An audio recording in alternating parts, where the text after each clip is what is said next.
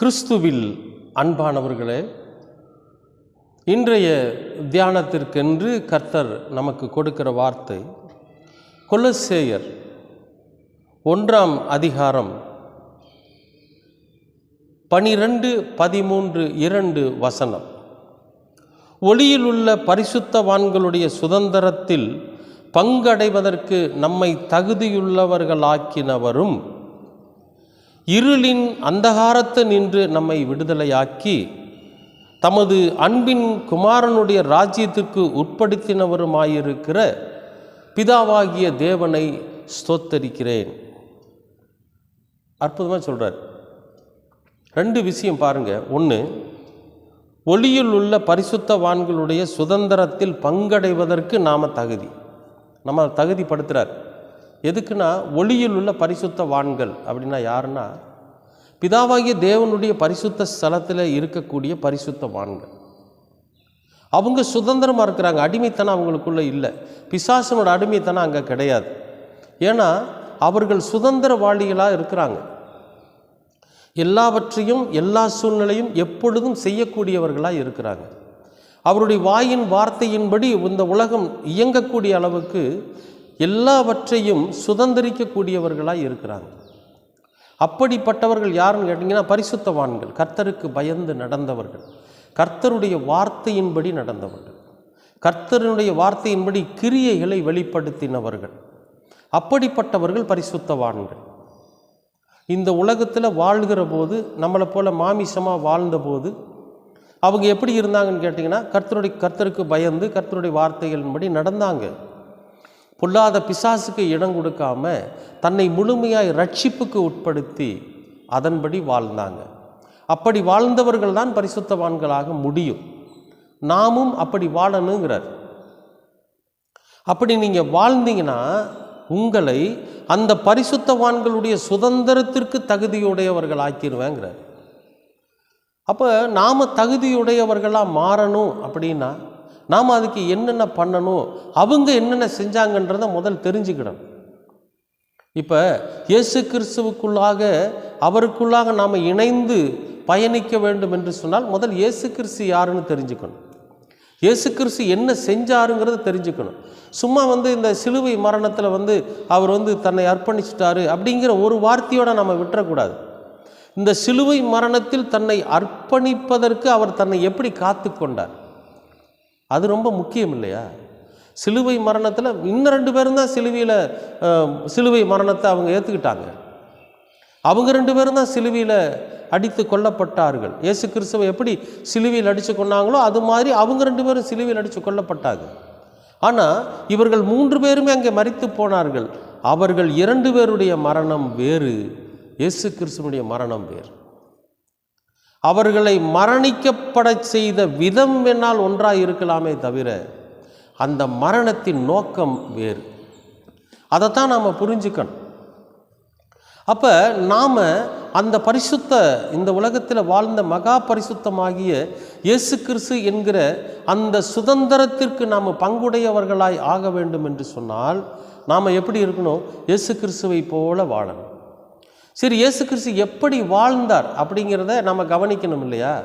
அப்படி வாழ்ந்தால் தான் நாம் அந்த சுதந்திரத்துக்குள்ளே பங்குள்ளவர்களாக இருக்க முடியும். அவங்க எங்கே இருக்கிறாங்கன்னா, ஒளியில் இருக்கிறாங்க. பிதாவாகிய தேவன்கிற அந்த மகா பிரதான வெளிச்சத்துக்குள்ளே வாழ்ந்துட்டுருக்கிறாங்க. அதுக்குள்ளே நம்ம பங்கு உடையவர்களாக ஆக முடியும். அன்பானவர்களே, இந்த லெந்து காலங்களில் நாம் எப்பொழுதுமே நம்மை சுத்திகரித்து கொள்ளக்கூடிய மக்களாக நாம் வாழணும். அப்படிப்பட்ட நிலையில் தான் இப்படிப்பட்ட வார்த்தைகள் இங்கே நமக்கு பிரசங்கிக்கப்படுகிறது, பேசப்படுகிறது. சரி, அப்படி ஒரு வார்த்தையைத்தான் இன்றைக்கு நாம் தியானித்து கொண்டு இருக்கிறோம். சரி, அப்போ இயேசு கிறிஸ்து என்ன செஞ்சார்? அவரிடத்துல என்ன இல்லை, என்ன இருந்துச்சுங்கிறத நம்ம கேட்க வேண்டாம். என்ன இல்லை அப்படிங்கிறத நம்ம பார்ப்போம். அவரிடத்துல பொறாமை இல்லை, நம்ம இடத்துல பொறாமை இருக்கு. அவரிடத்துல பேராசை இல்லை, நம்ம இடத்துல பேராசை உண்டு. அவரிடத்துல காம விகாரம் இல்லை, நம்ம இடத்துல காம விகாரம் உண்டு. அவரிடத்துல பண ஆசை இல்லை, நம்ம இடத்துல பண ஆசை உண்டு. இப்படி அவரிடத்துல இல்லாததெல்லாம் நம்ம இடத்துல இருக்குதே. அப்போ நாம் எப்படி பரிசுத்தவான் ஆக முடியும்? இயேசு கிறிஸ்துவோட இணைய முடியும்? சாதாரண உலக விஷயத்தில் சொல்கிறேன். அவர் அதிகாலையில் எந்திரிச்சு எங்கேயோது போயிருப்பார். ஆனால் நாம் சூரியன் உதித்து ரொம்ப நேரம் தூங்கிட்டு இருக்கிறோம், சோம்பேறித்தனமாக இருக்கிறோம். இரவு நேரத்தில் அவர் தன்னுடைய பிதாவாகிய தேவனை போய் தனிமையான ஒரு இடத்துல இருந்து ஜெபம் பண்ணி அவரிடத்துல உறவாடி கொண்டு இருந்தார். ஆனால் நாம் அப்படி செய்கிறதில்ல. ராத்திரியான போனோன்னா தூங்கிடுறோம். அவர் தன் சுயநினைவை இழக்காமல் இருந்தார். நாம் நிறையா சூழ்நிலையில் நம்முடைய சுயநினைவை இழந்து விடுகிறோம். அன்பானவர்களே, அப்போ நாம் ஒளியில் இருக்கக்கூடிய பரிசுத்தவானுடைய சுதந்திரத்தில் நாம் எப்படி பங்கெடுக்க முடியும்? இயேசு கிறிஸ்து இந்த உலகத்தில் வாழ்ந்து நம்ம எல்லோரையும் அவருடைய சுதந்திரத்தில் பங்கெடுக்க வேண்டும் என்பதற்காகத்தான் இந்த உலகத்துக்கு அவர் வந்தார். வந்து பல காரியங்களை அவர் இந்த பூமியிலே நிகழ்த்தினார். இப்போ அப்படியெல்லாம் நாம் இருக்கணும். அவரிடத்தில் பாருங்கள், அதெல்லாம் இல்லை. அப்போ நம்மிடத்தில் அதெல்லாம் இருக்குது. அப்போ நாம் என்ன செய்யணும்? இந்த காரியங்களை நாம் இன்றோடு விட்டு விட வேண்டும். தன் பாவங்களை மறைக்கிறவன் வாழ்வடைய மாட்டான், அதை அறிக்கை செய்து விட்டு விடுகிறவன் இரக்கம் பெறும். அப்போ நம்ம விட்டுறணும். இந்த லெந்து காலங்களில் அதை நாம் விட்டு விடுகிற போது நாம் பரிசுத்தவான்களுடைய சுதந்திரத்தில் பங்குடையவர்களாக மாற முடியும், பங்குடையவர்களாக இருக்க முடியும். இல்லைன்னா நமக்கு அங்கே பங்கு கிடையாது. அடுத்தது சொல்கிறார் பாருங்க, இருளின் அந்தகாரத்து நின்று நம்மை விடுதலையாக்கி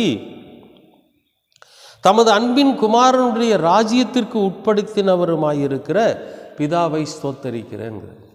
இருளின் அதிகாரத்தை நின்று நம்மை விடுதலையாக்கி. அப்போ நம்ம வெளிச்சத்தில் இருக்கிற பரிசுத்தவான்களுடைய சுதந்திரத்தில் பங்கடைவதற்கு முதல்ல நம்ம இருளிலிருந்து விடுதலையாக்கப்படணும். இருள் என்றால் நம்மிடத்தில் இருக்கக்கூடிய தவறான விஷயங்கள், தவறான பழக்க வழக்கங்கள், தவறான சிந்தனைகள், தவறான எண்ணங்கள், சிற்றின்பங்கள். கொஞ்ச நாள் நம்ம நல்லா வாழ்ந்தால் போதும் நம்ம நினைக்கிறோம். இன்னொரு வாழ்க்கை நமக்கு இல்லை என்பதை நாம் என்ன பண்ணுறோம்? நம்பிக்கிட்டு இருக்கிறோம். ஆனால் உண்மை என்னென்னா, நமக்கு மறுவாழ்வு என்று ஒன்று உண்டு. இந்த பூமிக்கு அப்பாற்பட்ட ஒரு வாழ்க்கைன்னு ஒன்று இருக்குது. இந்த பூமியில் வாழ்கிற போது நம்முடைய ஆன்மா, நம்முடைய ஆத்மா, நம்முடைய சரீரம், நம்முடைய சிந்தனைகளை நாம் பரிசுத்தமாக பாதுகாத்து கொண்டால்தான் நாம் இருளிலிருந்து விடுதலையாக்கப்பட்டு ஒளியில் வாழ்கிற பரிசுத்தவான்களுடைய சுதந்திரத்திற்குள்ளே நாம் பங்கு பெற முடியும். அப்படிங்கிறது தான் உண்மையான ஒன்று. அப்போ நாம் நம்மை முழுமையாய் அர்ப்பணிக்கிறதுக்கு இந்த காலகட்டங்களில் நாம் அர்ப்பணிக்கணும். இந்த 40 நாள் இருக்குது. இந்த 40 நாளும் நம்ம யோசிக்கணும். ஒவ்வொரு நாளாக உட்காந்து ஆண்டவரோட சமூகத்தில் உட்காந்து இந்த 40 நாளும் நம்ம என்னென்ன பண்ணணும், நம்மகிட்ட என்னென்ன பழக்க வழக்கங்கள் இருக்குது, நம்ம எதையெல்லாம் விட முடியாமல் தவிக்கிறோங்கிறத கர்த்தரோட சமூகத்தில் ஒவ்வொரு நாளும் சொல்லி சொல்லி சொல்லி நாம் கண்ணீரோடு ஜெபிக்கிற போது அந்த பழக்கம் நம்மை விட்டு விலகும். நாம் அந்த பழக்கத்தை விட்டு விலகி வந்துடுவோம். அந்த பழக்கம் தானாக போகாது, நாம் அந்த பழக்கத்தை விட்டு விலகி வந்துடுவோம். அப்போ இருளின் அதிகாரத்தை நின்று உங்களை விடுதலையாகி, அந்த பொல்லாத பிசாசானவனுடைய வல்லமை நம்மை அதிகாரிக்குது, நம்ம மேல் அதிகாரம் செலுத்துது. நீ இதை செய்ய, நீ விபச்சாரம் பண்ணு, நீ மதுபானம் குடி, நீ பலருடைய வாழ்க்கையை கெடு அப்படின்னு சொல்லி நம்மீது அதிகாரம் பண்ணுது. இந்த அதிகாரத்திற்கு நாம் உட்படாமல், இந்த அதிகாரத்துக்கு நாம் பயப்படாமல், இந்த அதிகாரத்திலிருந்து நம் விடுதலையாக்கப்பட்டவர்களாக இருக்க முடியுங்கிறார். ஆண்டவர் சொல்கிறாரு, நீங்கள் உங்களை அர்ப்பணித்து என்னிடத்தில் வாங்க, நான் இந்த இருளினுடைய அதிகாரத்திலிருந்து உங்களை விடுதலையாக்கி தமது அன்பின் குமாரனாகிய, பிதாவாகிய அன்பின் குமாரனாகிய இயேசு கிறிஸ்துவனுடைய ராஜ்யத்தில், அவர் ஒரு ராஜ்யத்தை உருவாக்குவேன்னு சொன்னார் இல்லையா? அந்த கல்வன் கூட சொன்னான்ல, ஆண்டவரே உம்முடைய ராஜ்யத்தில் வரும்போது என்னை நினைவு கூறும் என்று சொன்னான் இல்லையா? அப்படி அவர் உருவாக்குகிற அந்த ராஜ்யத்துக்கு உட்படுத்துகிறார் நம்மளை. நம்ம உள்ளே போகிறதுக்கு அனுமதிக்கிறார். நாம் அந்த ராஜ்யத்துக்குள்ளே பிரவேசிப்பதற்கு அவர் நமக்கு ஒரு வழியை ஆயத்தப்படுத்தி கொடுக்கிறார். அன்பானவர்களே, நாம் ஏன் நம்மை அர்ப்பணிக்காமல் இருக்கிறோம்? எதனால் நம்ம இந்த இருளின் பிள்ளைகளாகவே வாழ்ந்துட்டுருக்கிறோம்? அந்த இருளின் அதிகாரத்துக்கு ஏன் நம்ம அடிபணியணும்? என்றைக்காவது நம்ம யோசிக்கிறோமா? இந்த லெந்து காலங்களில் புதிய சிந்தனையோடு நீங்கள் யோசிங்க, புதிய செயல்பாடுகளோடு நீங்கள் யோசிங்க, புதிய விழிப்புணர்வோடு நீங்கள் யோசிங்க. இத்தனை வருஷமும் ஒவ்வொரு வருடமும் இந்த லெந்து காலங்கள் வந்துட்டு தான் இருக்குது. ஆனால் இந்த வருடத்தில் 40 நாளும் நீங்கள் 40 விதமான பழக்க வழக்கங்களை நம்மிடத்திலிருந்து எடுத்து போடுங்க. 40 விதமான நல்ல பழக்கங்களை நீங்கள் நமக்குள்ளே உருவாக்கி கொள்ளலாம். அப்போ இயேசு கிறிஸ்து மரித்தது வீண் போகாது, இயேசு கிறிஸ்து உயிரோடு எழுவது வீண் போகாது. அது நமக்காக நாம் எதையெல்லாம் அவரோட சமூகத்தில் நாம் அறிக்கை பண்ணுறோமோ அந்த அறிக்கையை ஏற்றுக்கொண்டு அவர் அந்த சிலுவை மரணத்தை ஏற்றுக்கொண்ட அந்த நாளில் நாம் புதுமையாக்கப்படுவோம். அவர் உயிர்த்தெழுந்த அந்த நாளிலே நாம் ரட்சிக்கப்படுவோம். நாமும் ஒளியினிடத்தில் இருக்கிற பரிசுத்தவான்களுடைய சுதந்திரத்தில் பங்குடையவர்களாக இருப்போம். பிதாவாகிய தேவன் நம்மை அப்படி செய்ய போகிறார், அதில் மாற்றமில்லை. நாம் அர்ப்பணிக்கலாமா? நம்முடைய குறைகளை குற்றங்களை ஆண்டவரிடத்தில் சொல்லலாமா? நிச்சயமாகவே நமக்கு அந்த இருளின் அதிகாரத்தை நின்று விடுதலை உண்டு. நம்மை விடுவிப்பார். அன்பின் பரலோக தெய்வமே, உமக்கு ஸ்தோத்திரம். இந்த நாள் இந்த வார்த்தையின் நிமித்தமாக இருளின் அதிகாரத்தை நின்று நாங்கள் விடுதலை பெற்று பிதாவாகிய தேவனுடைய வெளிச்சத்தில் இருக்கிற பரிசுத்தவான்களுடைய சுதந்திரத்தில் நாங்கள் பங்கு கொள்ள நீர் கிருபை பாராட்டும். எங்களிடத்தில் இருக்கிற எல்லா பழக்க வழக்கங்களையும் ஒவ்வொரு நாளும் ஒவ்வொன்றாக உம்முடைய சமூகத்தில் அறிக்கை செய்து அதை விட்டுவிட நீங்கள் எங்களுக்கு ஞானத்தையும் தைரியத்தையும் தர வேண்டுமாய் செபிக்கிறோம். கிருபை சூழ்ந்து கொள்ளட்டும். இயேசு கிறிஸ்துவின் வழியாய் கேட்கிறோம் நல்ல பிதாவே. ஆமேன், ஆமேன்.